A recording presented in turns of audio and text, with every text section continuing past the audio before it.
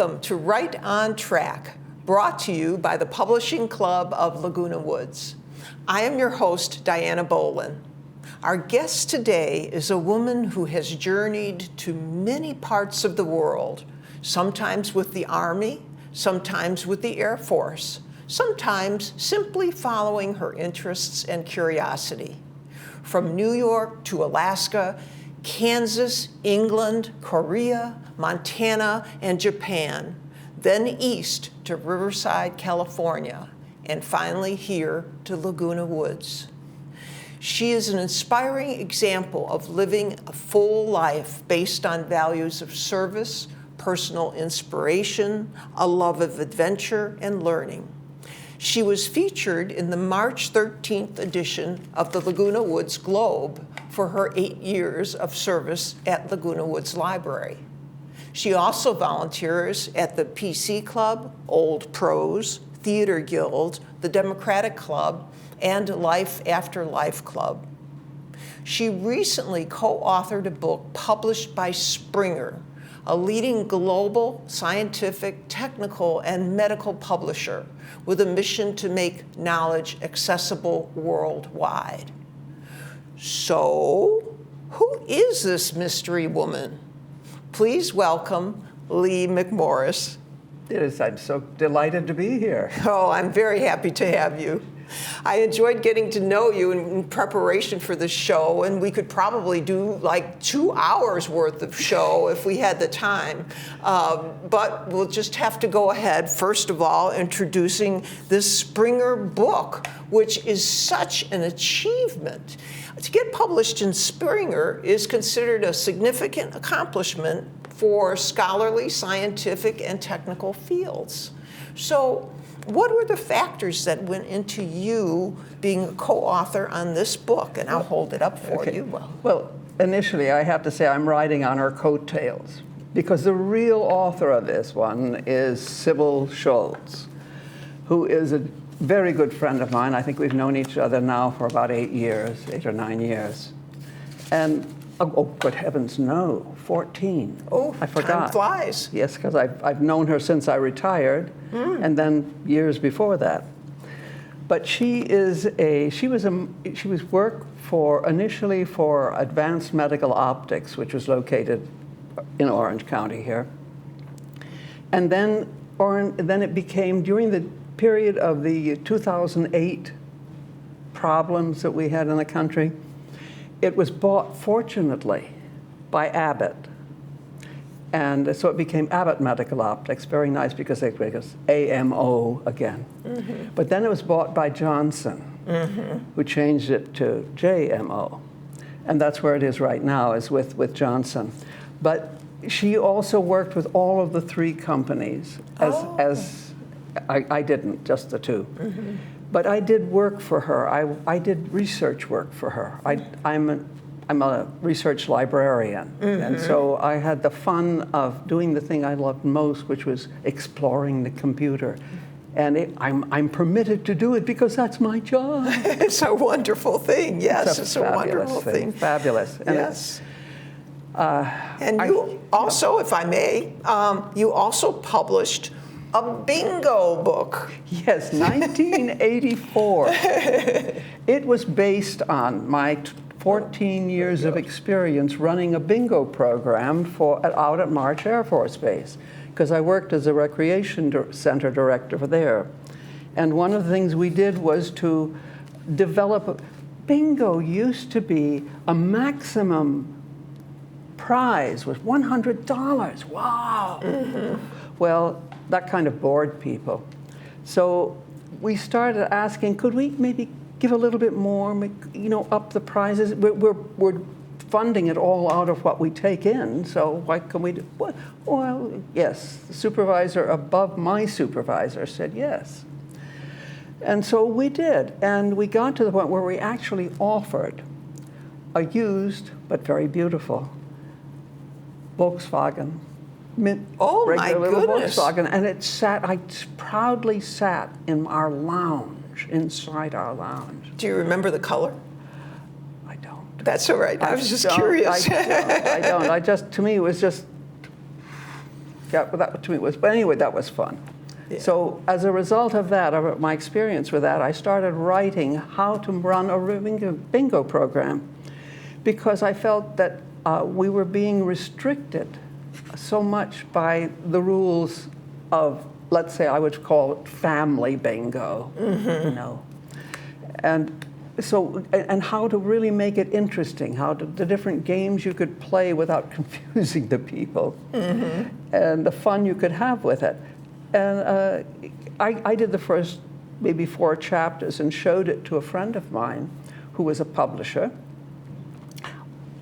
I would call him a mobile publisher. He didn't really have a publishing house. He just walked and found things. So he looked at it and he thought, well, yeah, he thought he was going to get a couple of skinny pages. And I gave him a nice little pack. Yes, yes, this looks and impressive. And he said, this is good. So I got together with a friend in San Antonio who at that time was running a portion of the, what would you call it? What they did is they were the source for the NCO club, officers club, and recreation department.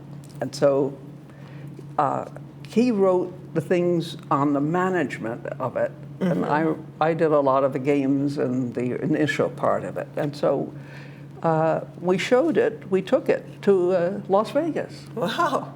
And what was at Las Vegas that you took it to? We took it to the first, I have a feeling only, but I may be wrong about that, the only bingo congress that they had, where all of the merchants came in, all of the vendors came in, and all of those who hold it came in. They could have been from the clubs, the Kiwanis, the VFW, and some of the others. And I don't think anybody from the military went, which they should have. But then anyway, so we walked. We did not go to any of the classes. None of them. No. We walked around very, very importantly. Walked around holding the book like this. So people could read the title on the thing. Good marketing. A man walked by, looked at it. He says, "I could have done that." But we thought, but you didn't. That's right. And this book, which is the original, one of the original books, was printed on a mimeograph machine. It was printed on a mimeograph, right. For those of you who can remember, a mimeograph machine. We did 1,000 copies. Yes, wow, how long did that take? Forever. Yeah, I'll bet. Or at least it felt that way. Yeah. It was one hot summer in Riverside. Wow. Wow. But we did it, and we were able then to sell it to all of the military clubs. And then we held conferences with weekends where they would come in, 3 weekends, and they were held one at March Air Force Base Riverside, another one in San Antonio, another one on an Air Force base in South Carolina. And from that... Yeah, this is very impressive. Yeah, I mean, you provided structure also for an endeavor that before that had nothing. Forms and how-tos and communication. And I see warm-ups and... Yeah, very impressive. Cute. Yes. Yes, I was able to find copies. I found the last copy, I swear, very battered, but I bought it anyway. Yes. So.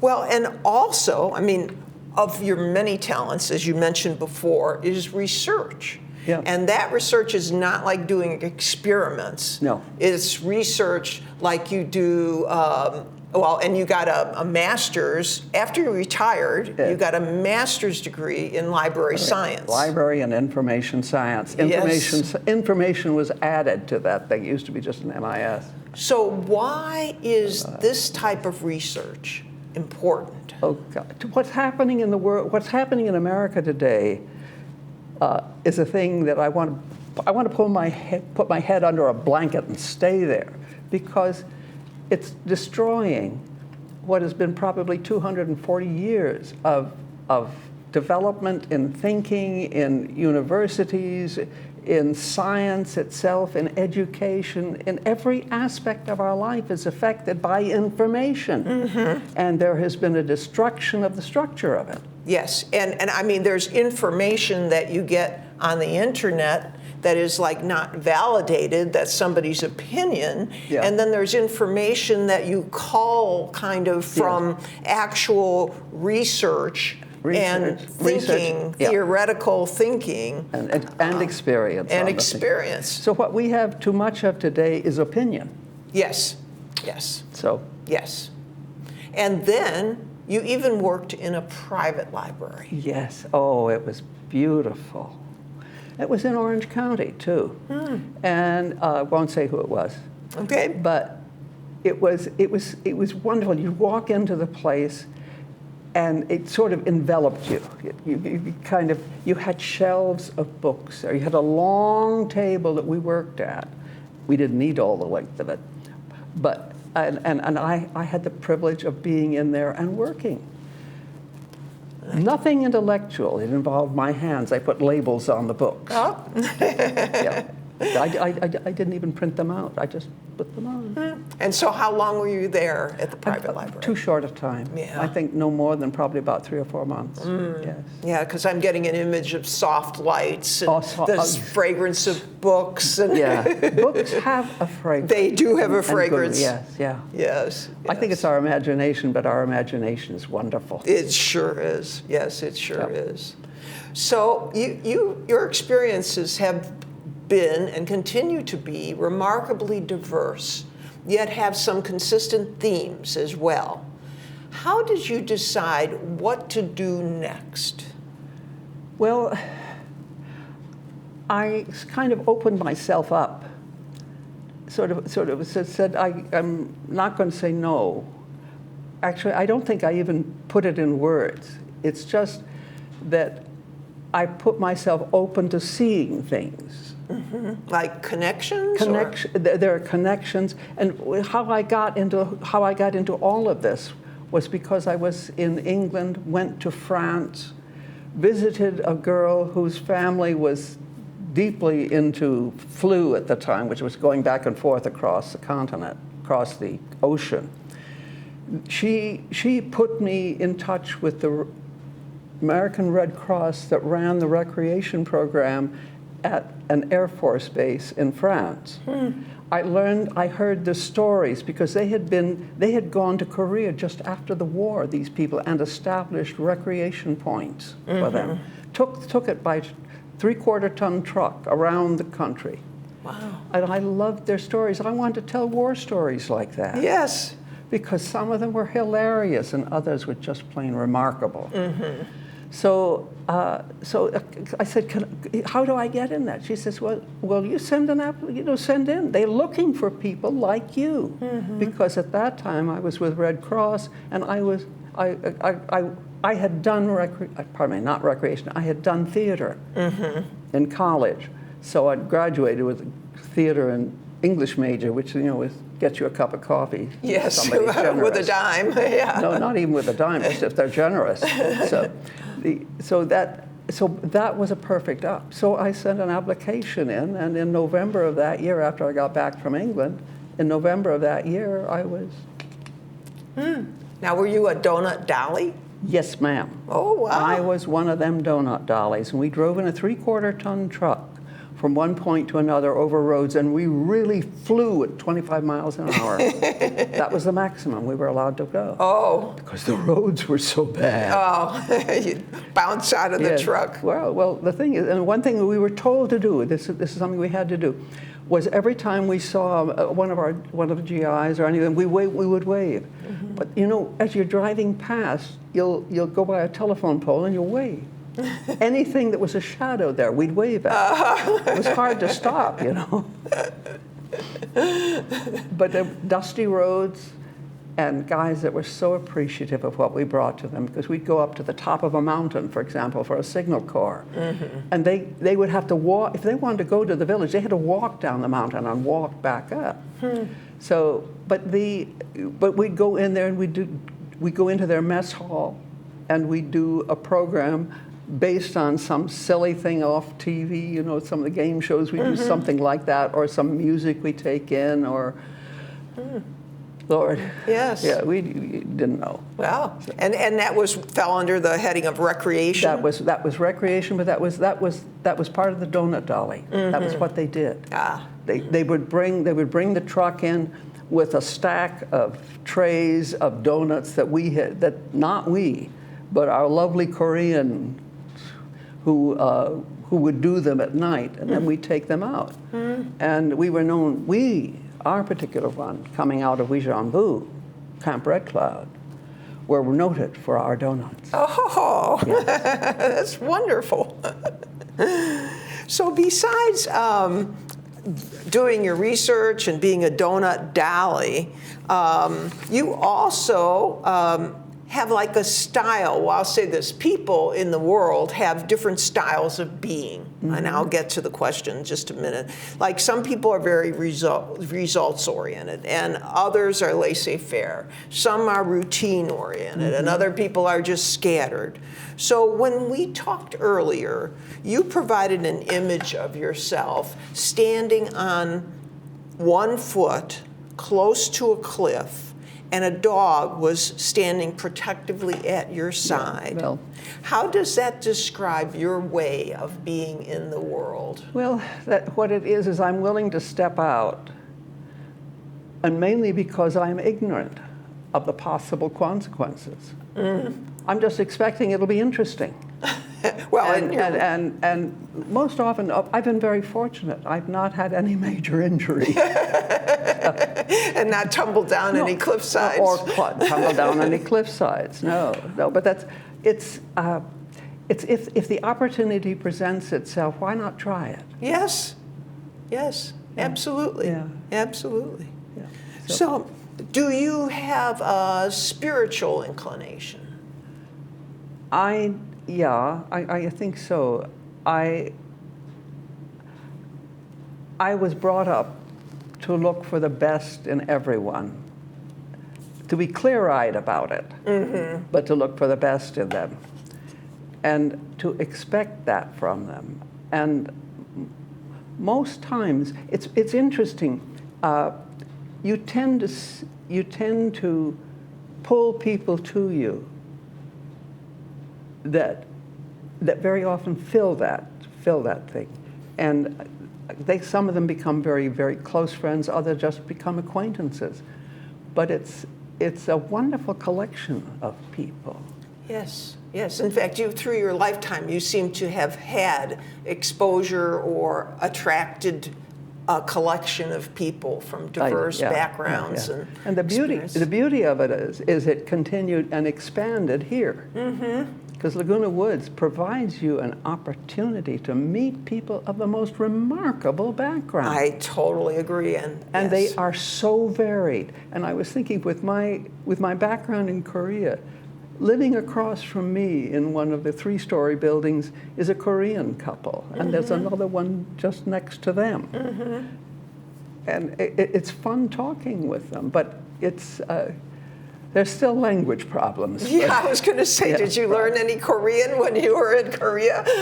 Well, I would call it survival. Like, actually, I don't think it was even then. I was able to say, konnichiwa, and right now I think that expanded my vocabulary. Yeah. That was it. Yeah. No, there was more than that, because because I was fortunate to be with some people, with a couple of people who like to go and see things. And so one of the things we did, we drove down to Seoul one time to see an opera, Carmen, in Korean. Oh my. Yeah. And the voices were fantastic. The costumes were interesting. I would imagine. And there was one man who was obviously very new to theater, on stage anyway, who realized that his pants were torn and giggled like mad. So, but the thing, to realize the beauty of singing, because when you listen to Japanese has their own style, but the Koreans, their voices were so rich, and the contralto of that Carmen. Woo. Yeah, I was wondering about that because, I mean, we would recognize the melody Yeah. of Carmen. Yeah, you would, and it was there. Just the whole strength of the thing was good. It had been translated into Korean. Yeah, Wow. yeah. So what brings you joy? People, a great deal. And I have two sides. I very much enjoy being with people, not with a large crowd, though. I don't really enjoy, I like about 5 or 6 people sitting around chatting is wonderful. And particularly since with hearing aids, Yes. you need to have a quiet ambiance. And restaurants do not foster Oh, that my because goodness. they want to move you out as fast as you come in. So, but being with the times that I can sit down and chat with people, with someone or a couple, 2 or 3 people, is absolutely gorgeous. Yes. Yeah. Yes. And conversation is a rare thing. Real conversation. Real conversation is a rare thing, and I found more of it here, though. Yes, yes. I think so many people are open and curious Yes. and have their own life experiences to share. And there are some that you don't want to talk, you just want to hear them. Tell me, more. Yes. Oh, there are about 3 people I know that I keep thinking, I want to go, I don't want to talk, I just want to hear. Tell me your stories. Tell me your story. Yes. Or whatever one you want to tell. Yes. Yeah. Any life lessons you wish to share with the audience? Oh, curiosity. Foster your curiosity, feed it, and learn something new every year. Learn something new. And you may not want to do it later on, but that's fine. Yes. Doesn't make any difference. Yes. Just keep learning. It's keeping your brain agile. Yeah. And you have a very agile brain. Well, agitated, you say, or no, agile. Yeah. No, but I've been so grateful for the theater here and for being a part of it. Yes. And then topic masters is a good thing. It is, and I listened yesterday to a man. I would say young, but at this point everybody is young. Yes. Everybody else is young. Yes. So, a Korean, and this was his first speech in Toastmasters, and it was lovely. It was very simple, and it was 2 stories that kind of interlinked, and it was lovely. And he got a good sound, round of applause, and it was lovely. Yes. Yes. So it all the different clubs to try.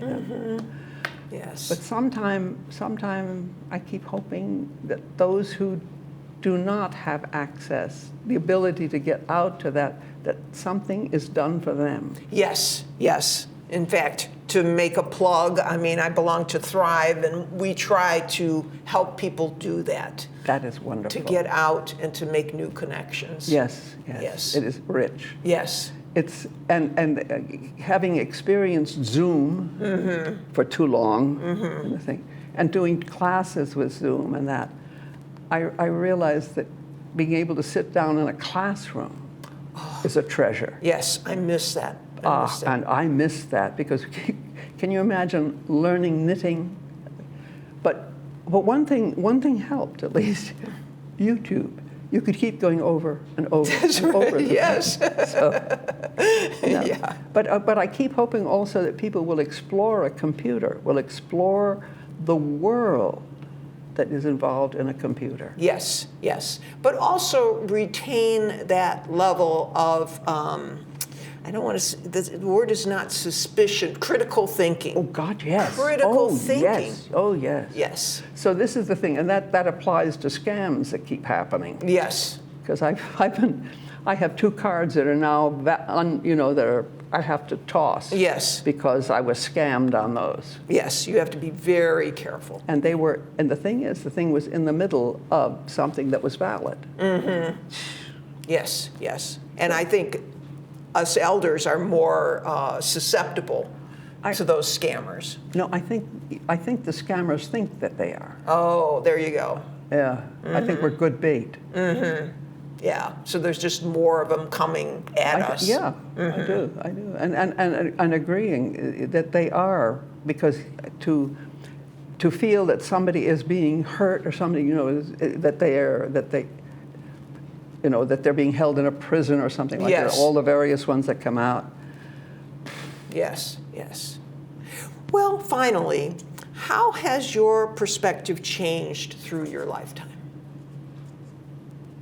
I have found that being old is a gift. The most wonderful gift in the world. Number one, you drop a lot of pretensions or needs to be this or ought to be that, and you begin to just look, and you can tell a person who is really involved in something other than themselves when young people want to be with them, because they're listening to them. Yes. And that is, it's a gift to them. It's a validation of the young person's being, and just being smart as an old person. But the point is, I find that I'm as happy as I've ever been. Yes, me too, actually. And I think, and that is, but then we are fortunate. Yes. We know that. Yes. And I think of those that are not as fortunate, and those with the resilience, and oh God. Yes, and you remind me, I mean, that it's not enough to simply be happy. It's also important to spread happiness. It is. Yes. It is. Yes. It is. And on that, we will conclude this episode of Right on Track, brought to you by the Publishing Club of Laguna Woods. You can see this show right here on TV6, Mondays at 10:30 a.m. and Thursdays at 4:30 p.m. Thank you to our guest, Lee McMorris, and to the staff here at TV6. May you follow your dreams with passion, persistence, and faith. It's never too late to begin. See you soon.